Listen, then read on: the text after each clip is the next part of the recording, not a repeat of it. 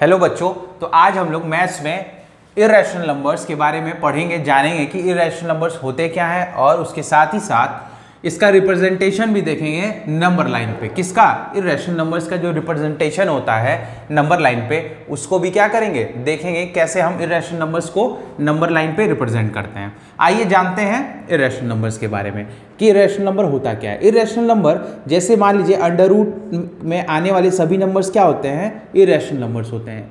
Under root में जैसे under root 5 आ गया, अंडर रूट 6 आ गया, अंडर रूट 8 आ गया, उसके बाद अंडर रूट आपका 7 आ गया, अंडर रूट 10 आ गया, ऐसे अंडर रूट सो ऑन। ऐसे अंडर रूट में आने वाले सभी नंबर्स क्या होते हैं, इर्रेशनल नंबर होते हैं। ये सब नंबर्स क्या होते हैं, इर्रेशनल नंबर। ये पूरे नंबर्स क्या हैं आपके, इर्रेशनल नंबर्स होते हैं। ठीक है। और इसके साथ ही साथ उसकी एक कंडीशन होती है कि पहला कंडीशन ये है कि स्क्वायर रूट में, मतलब इस अंडर रूट के अंदर जो नंबर आता है, ये जो नंबर है वो परफेक्ट स्क्वायर नहीं होना चाहिए। क्या नहीं होना चाहिए? परफेक्ट स्क्वायर नहीं होना चाहिए। अंदर का नंबर परफेक्ट स्क्वायर नहीं होना चाहिए। जैसे मैं बोलूं कि अंडर रूट 16 आपका इर्रेशनल नंबर है कि रैशनल नंबर है, तो आप देखोगे अंडर रूट 16 यानी अंदर आने वाला नंबर 16 क्या है, परफेक्ट स्क्वायर है कि नहीं। तो आप देखोगे 16 क्या है, एक परफेक्ट स्क्वायर नंबर है। और इसका स्क्वायर कितना आता है, परफेक्ट, इसका स्क्वायर रूट कितना आता है 16 का, तो क्या आता है, ये 4 आता है। इसका स्क्वायर रूट कितना आता है 16 का, 4 आता है। इस वजह से हम अंडर रूट 16 को क्या लिख सकते हैं, 4 लिख सकते हैं। अब 4 क्या है, रैशनल नंबर है। 4 क्या है, एक रैशनल नंबर है। इस वजह से हम कह सकते हैं कि अंदर जो नंबर होना चाहिए वो परफेक्ट स्क्वायर नहीं होना चाहिए। अगर वो परफेक्ट स्क्वायर या परफेक्ट क्यूब होगा तो वो बाहर निकल के क्या बन जाएगा, रैशनल नंबर बन जाएगा।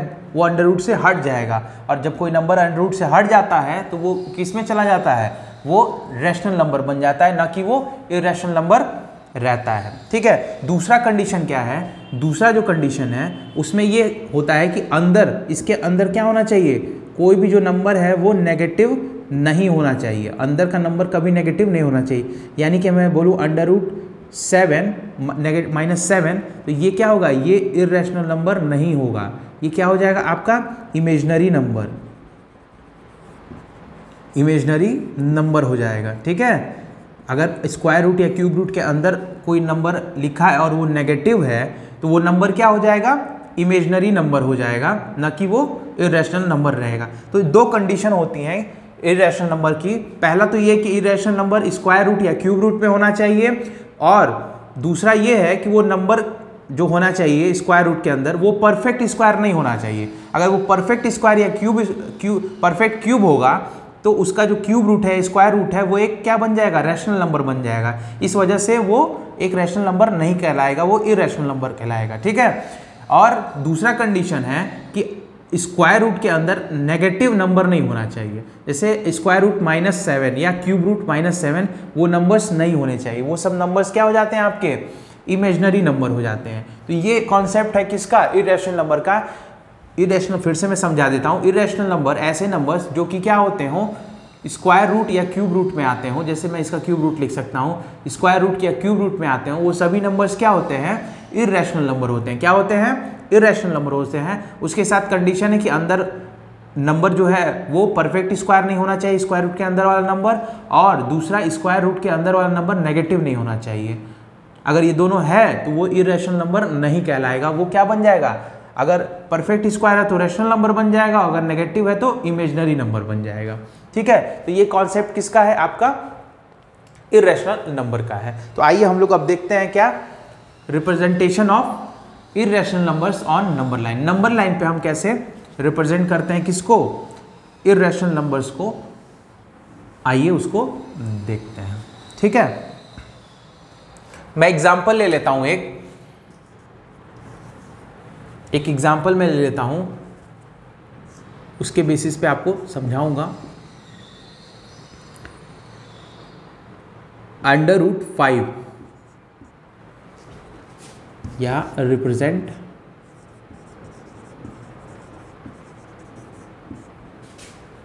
Represent √5 on number line. क्या करना है, नंबर लाइन पे रिप्रेजेंट करना है किसको, √5 को। √5 को आपको नंबर लाइन पे रिप्रेजेंट करना है। कैसे हम उसको रिप्रेजेंट करेंगे, ठीक है। इसके लिए आपको पहले जानना पड़ेगा, एक थ्योरम होता है पाइथागोरस थ्योरम। जब मैं आप लोग को ट्रायंगल पढ़ाऊंगा तो उसमें मैं बताऊंगा कि एक थ्योरम होता है, एक ट्रिग्नोमेट्री में ही आपको पढ़ाया जाएगा पाइथागोरस थ्योरम।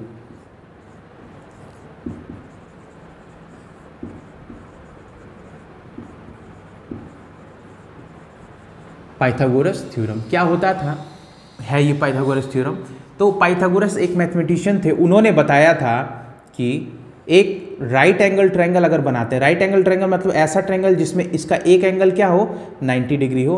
अगर कोई राइट एंगल ट्रायंगल है ABC, ठीक, तो उसका जो बेस होता है, ये बेस यहाँ क्या है, BC है। BC क्या है, बेस है, और AB क्या है, परपेंडिकुलर है, और AC क्या है, हाइपोटेन्यूज है। क्या है, हाइपोटेन्यूज है। तो उन्होंने बोला था, जो थ्योरम था, उन्होंने बोला था कि किसी भी राइट एंगल ट्रायंगल के बेस का स्क्वायर यानी BC का स्क्वायर, बेस क्या है, BC है, BC का स्क्वायर प्लस उसके परपेंडिकुलर यानी AB का स्क्वायर का जो सम होता है वो उसके हाइपोटेन्यूज मतलब AC के स्क्वायर के इक्वल होता है। किसके स्क्वायर के, AC के स्क्वायर के इक्वल होता है।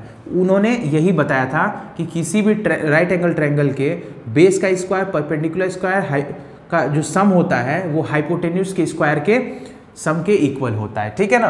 तो यहाँ हम आप लोग सोच रहे होंगे कि सर यहाँ पे पाइथागोरस थ्योरम क्यों बता रहे हैं। इसलिए बताया जा रहा है कि इसी की हेल्प से हम क्या करेंगे, √5 को नंबर लाइन पे रिप्रेजेंट करेंगे, ठीक है ना। तो हेल्प कहाँ लगेगी, आइए देखते हैं उसको। पाइथागोरस थ्योरम आप लोग समझ गए होंगे कि बेस का स्क्वायर प्लस परपेंडिकुलर का square is equal to hypotenuse का स्क्वायर। यही क्या है, आपका पाइथागोरस थ्योरम है। इसका हेल्प कहाँ लगेगा, पहले तो चलिए हम लोग क्या करते हैं, एक नंबर लाइन बना लेते हैं। क्या करते हैं, एक नंबर लाइन ड्रॉ कर लेते हैं बड़ा सा, ठीक। ये आपका 0 हो जाएगा, ये 1 हो जाएगा, ये 2 हो जाएगा, ये 3 हो जाएगा, फिर यहाँ पे -1, फिर यहाँ पे -2, फिर यहाँ पे -3, ठीक। अब ये नंबर लाइन बन गया एक। उसके बाद क्या करेंगे, पहले तो हम पाइथागोरस थ्योरम का कहाँ पे यूज़ करना है वो देख लीजिए। क्योंकि हमें क्या करना है, हमें लाना क्या है, हमें √5 लाना है। और √5 होना क्या चाहिए था, हाइपोटेन्यूज होना चाहिए। क्या होना चाहिए, हाइपोटेन्यूज √5 होना चाहिए।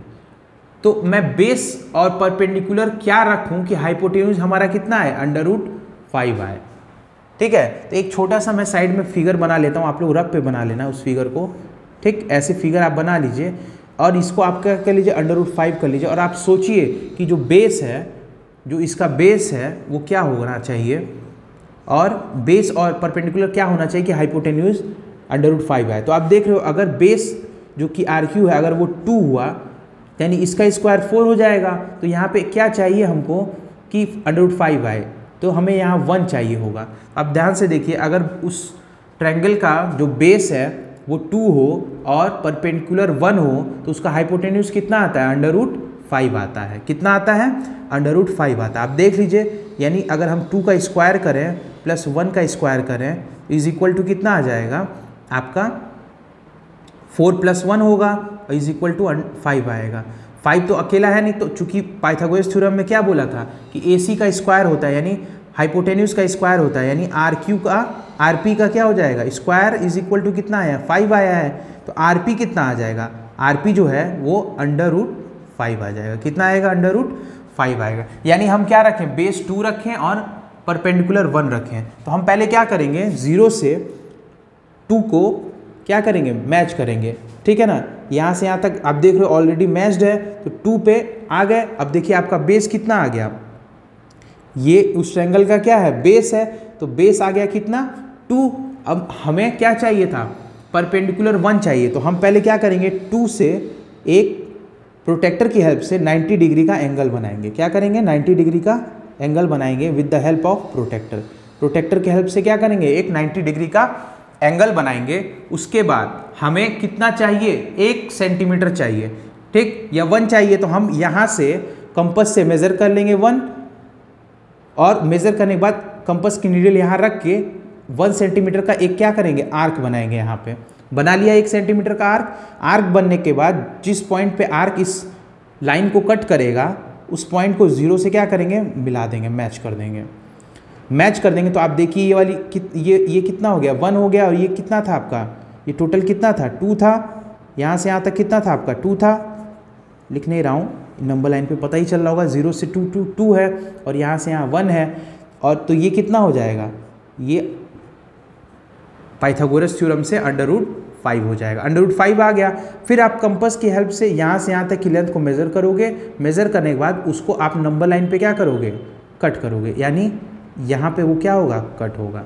जो कट होगा इस नंबर लाइन को जिस पॉइंट पे कट करेगा उस पॉइंट को अगर हम क्या मान लेते हैं, R मान लेते हैं, तो आप देखो यहाँ से यहाँ तक की जो डिस्टेंस है वही क्या है, √5 है। यहाँ से यहाँ तक की जो डिस्टेंस है, यहाँ से यहाँ तक की डिस्टेंस वही क्या है आपकी, √5 है। तो इस तरह हम क्या करते हैं, किसी भी इर्रेशनल नंबर को नंबर लाइन पे रिप्रेजेंट करते हैं, ठीक है ना। फिर से मैं एक बार आप लोगों को समझा देता हूँ कि कैसे रिप्रेजेंटेशन होता है किसका, इर्रेशनल नंबर्स का नंबर लाइन पे। आइए देखते हैं। सबसे पहले क्या करना है, पाइथागोरस थ्योरम आप लोग पढ़ लीजिए, क्योंकि आने वाले चैप्टर्स में ये बहुत हेल्प करेगा आपका, ठीक है ना। तो पाइथागोरस थ्योरम अगर पता है तो सबसे पहले हम क्या करेंगे, एक नंबर लाइन ड्रॉ करेंगे। एक नंबर लाइन ड्रॉ कर लिया, ऐसे एक नंबर लाइन ड्रॉ करेंगे। उसके बाद हम क्या करेंगे, एक साइड में एक ट्रायंगल बनाएंगे, और ट्रायंगल बनाने के बाद उसका हाइपोटेन्यूज जो है वो √5 रखेंगे, या जो नंबर का जिस नंबर को रिप्रेजेंट करना है नंबर लाइन पे वो रखिए। हमें यहाँ √5 को करना है तो मैंने √5 को यहाँ रखा है। और बेस और परपेंडिकुलर क्या चुने कि हमारा जो हाइपोटेन्यूज है वो √5 आए। तो आप ध्यान से देखोगे तो ये अगर बेस मैं 2 रखता हूँ और परपेंडिकुलर मैं 1 रखता हूँ, तो पाइथागोरस थ्योरम लगाने पे जो हाइपोटेन्यूज आएगा वो कितना आएगा, √5 आएगा। जब √5 आ गया तो फिर आप क्या करोगे, वापस नंबर लाइन पे आओगे और जो बेस है उसको 2 बनाओ। अगर यहाँ पे 2 बनाना है तो आप क्या करोगे, 2 पे मार्क करोगे, और 2 से प्रोटेक्टर की हेल्प से आप क्या करोगे, एक 90 डिग्री का एंगल बनाओगे। क्या करोगे, 90 डिग्री का एंगल बनाओगे। 90 डिग्री का एंगल बन गया। उसके बाद आप 1 सेंटीमीटर, चूँकि हमें यहाँ 1 चाहिए, परपेंडिकुलर कितना है, 1 है, तो 1 सेंटीमीटर यही नंबर लाइन से आप मेज़र करके 2 पे रख के 1 सेंटीमीटर का एक क्या करोगे, आर्क बनाओगे। एक आर्क बनाओगे जो पॉइंट शायद P पे कट करेगा, P पे उस पॉइंट पे कट करेगा इस लाइन को। फिर आप क्या करोगे, 0 से उस P को मैच कर दोगे। जब आप 0 से उस P को मैच करोगे तो ये क्या बन जाएगा, एक राइट एंगल ट्रायंगल बन जाएगा जिसका बेस 2 है और परपेंडिकुलर 1 है। तो हाइपोटेन्यूज कितना होगा पाइथागोरस थ्योरम से, तो √5 होगा। फिर हम क्या करेंगे, √5 को ऐसे प्रोटेक्टर की हेल्प से मेज़र कर लेंगे। उसके बाद फिर नहीं, प्रोटेक्टर नहीं, कंपास की हेल्प से मेज़र कर लेंगे। फिर कंपास को इस नंबर लाइन पे ले आके एक आर्क बनाएंगे। वही मेज़र किए हुए आर्क को यहाँ पे क्या करेंगे, लिखेंगे या उसको कट करेंगे। तो ये R पॉइंट पे क्या हो रहा है, कट हो रहा है। और इस R पॉइंट जहाँ जिस पॉइंट पे कट हो रहा है वो 0 से लेके क्या है, R तक की जो डिस्टेंस है वही क्या है आपकी, √5 है, ठीक है ना। तो ऐसे हम क्या करते हैं, √5 का रिप्रेजेंटेशन कर रहे हैं किस पे, तो नंबर लाइन पे हम किसका रिप्रेजेंटेशन कर रहे हैं, √5 का रिप्रेजेंट। ऐसे ही हम क्या √3 का, √2 का और सब नंबर्स हैं उनका हम क्या कर सकते हैं, रिप्रेजेंटेशन कर सकते हैं किस पे, नंबर लाइन पे, ठीक है। आप लोग घर पे √3 और √2 का कोशिश करिएगा किस पे, नंबर लाइन पे रिप्रेजेंटेशन, ठीक है। बाकी ये चीज़ें हैं आप लोग समझ गए होंगे। मिलते हैं नेक्स्ट वीडियो में। Thank you.